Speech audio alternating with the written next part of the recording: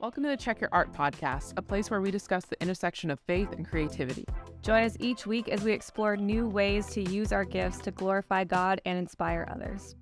Welcome back to the Check Your Art podcast. I'm Jasmine. I'm Megan. Unfortunate. Yes. JK. We are here to talk to you. And you are here to talk back if you would like to, but we will not be able to hear it. We won't be able to hear it. No, but we will go occasionally. Yeah. It's just like that. Yeah, you are seen and heard. Even if it's not at the same time that we are hearing you. Now that you're scared. Today we're talking about having a Christian business versus being a Christian with a business. Very complicated waters, I would say. Yes. And a lot of, I think, controversy associated with that on occasion. Sometimes. But perhaps we will steer away from that. Perhaps. At this time. Maybe we'll dip our toes in a little bit. Yeah. But we won't go full in the water. No, I also think that's a bigger conversation. And that's not going to be the focus of today. We have like 25 minutes. We're going to really zero in. Yes, we are.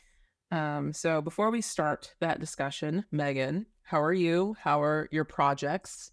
Yes. I'm pretty good. I am kind of about to start a new project-ish. After my almost 2-month vacay from social media and all things business related. Nice. Yeah, it's a good time. Unintentional break, but needed. But I decided I want to start a YouTube channel of my own. I know, crazy. And I want to do, just quick therapeutic art exercises in those videos. And I'm with that going to restructure how I do my therapeutic art community as well. It's called Clover, so you should check it out if you want, And but yeah, so that essentially there will be like a free version of Clover Buds and then a paid version. That is currently what it is. Yeah. Big brain. Yeah. So smart. So that's I haven't started it yet, but I have ideas. That's what matters. Yeah. So how are you? How are your projects? Thank you for asking. I'm good. I am not working on anything. I've put a pause on a lot of creative endeavors in favor of other things happening in my life. Fair. I think that kind of prioritizing and not thinking about creative stuff. I've been blogging, but for myself. Nice. And I've been taking a break from music stuff to write a novella. Yeah. So that's been really good. I think that right now writing is more helpful to me than music as far as processing and creativity, and I can take more time writing than I can necessarily doing a music event. That makes sense. Yeah. So it's less mental strain, and it gives me an outlet at the end of the day to sit down and do something quiet, which has been so necessary recently. Yeah, so that's how things are going, and I'm very excited. It's something that I've been developing since I was 20. Hell, 21. It's a long time. It is a long time. It so is. Old. Yeah, I'm 47. Thank you. I know I look good. Yeah, and so I've been writing a lot of poetry in this universe that I am writing through, and I finally got to a point where I was like, this is now the whole idea. So don't be on the lookout for that, because it will probably take me another 10 years. Sounds about right. Art. Yes. But it is a Christian allegory, essentially. Oh, wow. So it has a lot of elements. That was exciting. It is something. Okay, that is something. Yeah. Is that better? Yeah. Okay. I love when something is. Cool. So those are businessy things, Yes. which is great for us because that's what we're talking about. Today.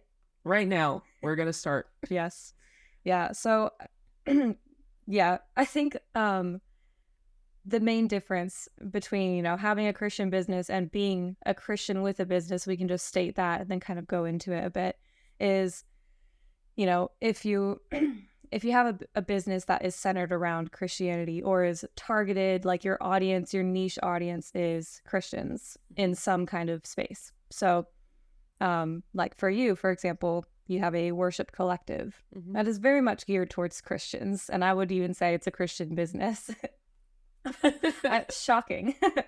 Whereas the other end of the spectrum of that is being a Christian with a business, but using Christ as your foundation and as your guiding light through how you do your business. So, and that's kind of more of what I do because mine is not inherently Christian. But yeah, so we're just kind of discussing the differences between that. Is one better or worse? Spoiler alert, the answer is no. They are both good.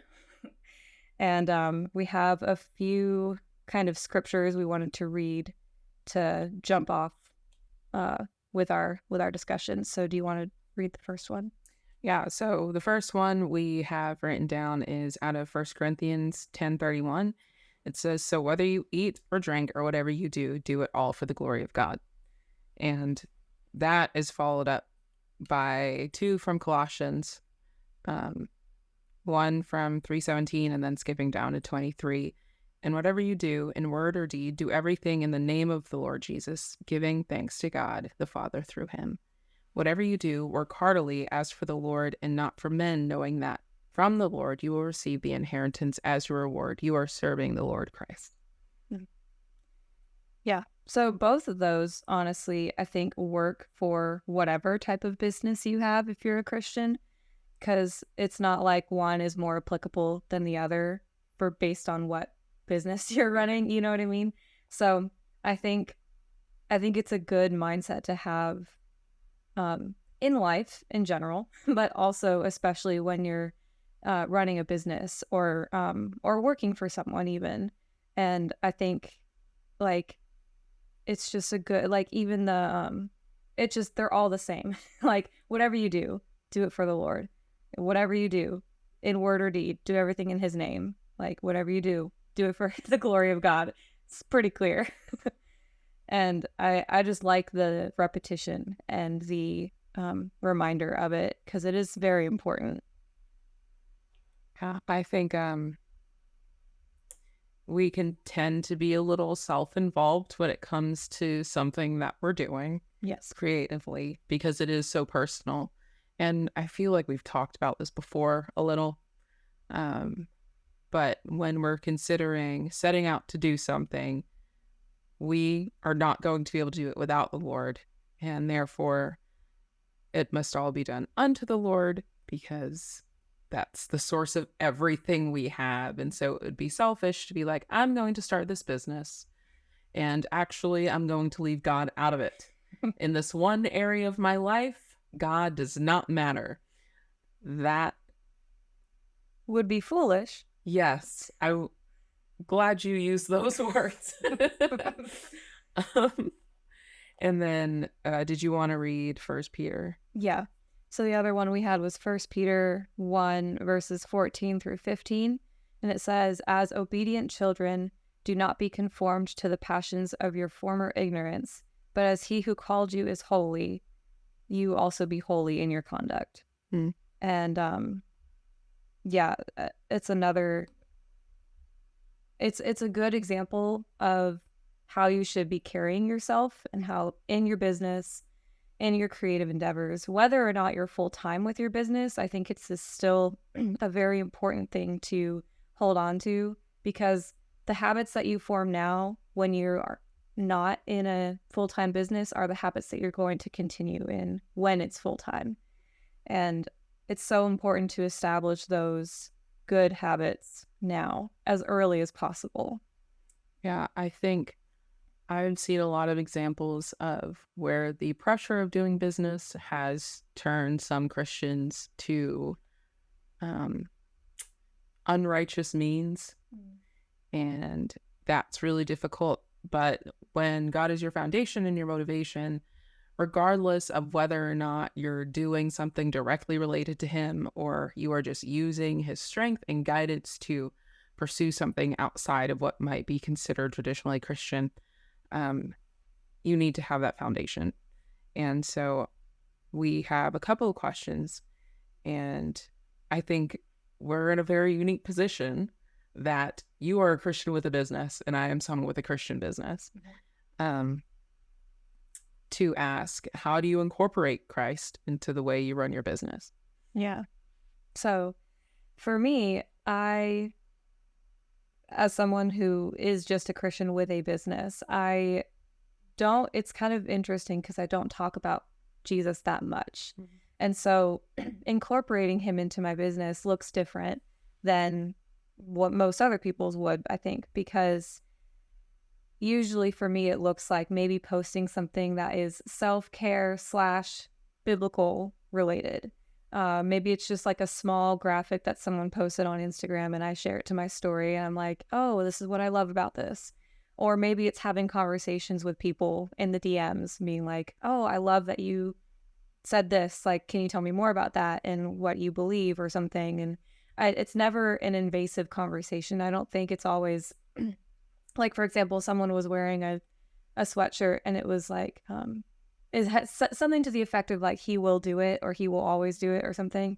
And I was like, that's gotta be God. Yeah. It's gotta be God, right? He, probably not her husband. So I messaged her and I was like, I love your sweater. Like, where did you get it? And that just started a conversation of, being a Christian. And so it's very small and kind of subtle, unnoticeable ways that I incorporate Christ. And I think the more people follow me, the more they're like, okay, I think she's a Christian. I'm pretty sure. And it's not just immediately obvious, but still in the way that I carry myself, I think kindness is shown with whatever it is that I do, whether it's related to Jesus or not. That's kind of a vague answer. I don't know if that fully answered it. What do you think? I think it does. I also think I would bring up that you have mentioned before that you will pray before your private sessions. Yes. Which is or group sessions, whatever you want to call it. Both. I'm not you. I don't know what you do. I'm glad you said that because I forgot. Forgot that I pray. I do. I make an effort to pray before every individual session or every group session, especially when it's live. And even when I'm recording the session and posting it, eventually it's going to be on YouTube. Posting it, I pray before because I'm like, I need to be in the right headspace before I do this. Even though I'm just talking to myself at the moment, I'm eventually going to be talking to other people and they're going to hear my words and it's going to be impactful in some way, good or bad. And I hope it's good. And so, yeah, that is a big thing too. Prayer is at the forefront of my mind with things like that when dealing with people. And I would even add that before we record, we pray. Yes. It's a really important thing that I think a lot of people neglect. Before I do any sort of worship, I will stop and pray, especially if I'm leading, like I used to do youth. And so I'd be like, up, before we get into anything, let's ground ourselves in prayer. And I think that is a hallmark of allowing Christ to guide what is about to happen in this space, and attributing to him the glory, because before you even step foot into what you're going to do, you are acknowledging that it is not you, but it's him. And so kind of on the flip side of that, when the work is inherently Christian, what does that look like? Are unbelievers welcome into that space? And what the boundaries are? And I'm going to answer my own question. Please. As someone who does worship, the goal of my worship sessions or events is to open spaces of prayer and healing and worship, whatever that worship looks like. Sometimes it's joyful and sometimes it's somber, but I would never turn away an unbeliever in those spaces, because I think that anyone seeking healing or someplace safe, you are not going to be more healed or safe than you are in the presence of Jesus. You would not be more healed. I follow. Yeah. It made sense somehow. It did. I would never turn someone away from wanting to be closer to Jesus. And I believe that those spaces can be navigated with discernment. I have had to have the conversation of people being like, well, if this person was this or that, would you allow them to be on the worship team? Would you allow them to do this? And the answer is always going to be different. I do not have a blanket answer. It is always on an individual basis, because there have been times when I've had people who are questioning their faith show up and serve faithfully and be above reproach in that way.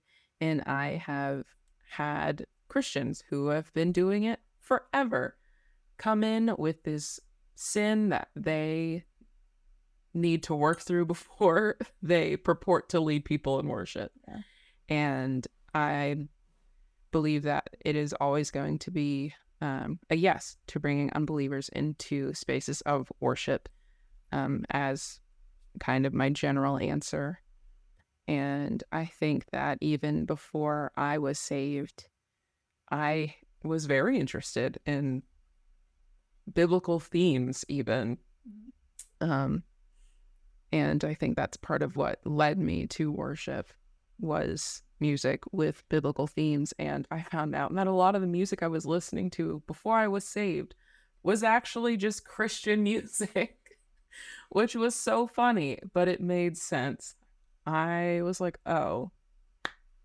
Got it. God, yeah. Heard. Yeah, that's really funny. It's funny that God works before you even realize he's working. And how, looking back, how prevalent you're like, oh, he was there. Yeah. 100% there, and I was blind. Yes. Yeah, I think that's good. Like, it gives a good kind of balance between the two of, we're both very mindful and very much Christ focused in what we're doing. The way we execute it is different, which is good. Both are good things. Yeah. It's, if I were, and this isn't a bad thing either, but if I had a blanket statement business of therapeutic art, if it was more generalized and all I was talking about was God, I think people would be a little confused, because on the surface they would be like, oh, she's a therapeutic arts facilitator, I'm going through this, I want to talk to her. And then if I just start talking about God right away and they're not religious or open or have been hurt by the church, then they're going to be turned off completely. And that wouldn't bode well for me or them. Yeah. And so I think, and then like on the flip side, welcoming people who aren't Christians but are still curious into a space of worship is just as important and so needed, because if you make it like an exclusive club that they have to jump through hoops to get through in order to be a part of, then no one's going to want to do it. Even people who are dedicated to God wouldn't want to go. Yeah. Well, that is the reason that all of my worship sessions are held in public spaces, typically outside, actually exclusively outside. I've thought about doing it indoors during the winter, but it never worked out. It ended up being outside. That's right. But it's always outside because I want people to feel welcome and not othered, or like there's a door they have to go through. A literal door. A literal door. There actually are no doors. I am here and I'm doorless. And you know what? So is Jesus. Wow. So profound. I am really deep. So hashtag deep. Hashtag deep. Yeah, I think having a foundation that is rooted in Christ, regardless of the type of business you are running, is going to be attractive to people who are seeking like the fruit of the Spirit. If they're looking for kindness, if they're looking for patience and peace and joy and love and faithfulness, when we have Christ at the center, we're automatically just radiating those things. That's part of what makes him attractive. And so people are going to be attracted to that, and they're going to want to support it, and they're going to see something different in your business. Whereas, like, maybe I'm not saying that any other therapeutic arts facilitator don't come for me. But I think you would have an edge because you have a different perspective, solely based on that. That's fair. Yeah. So yeah, if you are thinking about starting a creative business, or you've started one, it's kind of a hobby, you're maybe hoping to take it full time one day, just know that one isn't better than the other. And it's not like God sent down a commandment and was like, thou shalt only have Christian businesses, and if you have a normal business, you're bad. Like, that's yeah, that's not how it goes. And the thing that matters most is that you're praying about it, and that you're again just mindful of how Christ carried himself and how you should reflect that.